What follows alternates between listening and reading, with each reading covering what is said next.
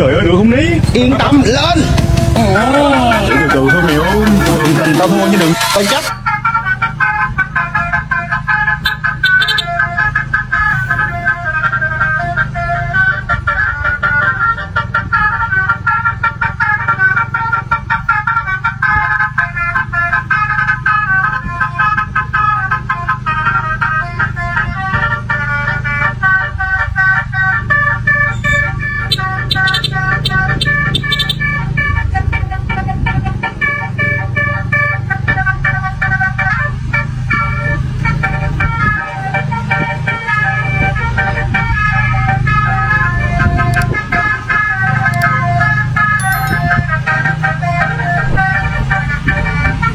Này lâu quá chưa lên clip về kèn nha anh em.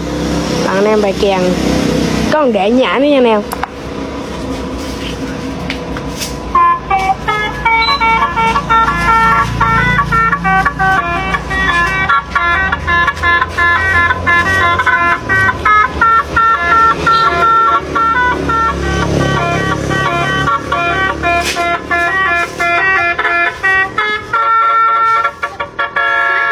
Ok anh em.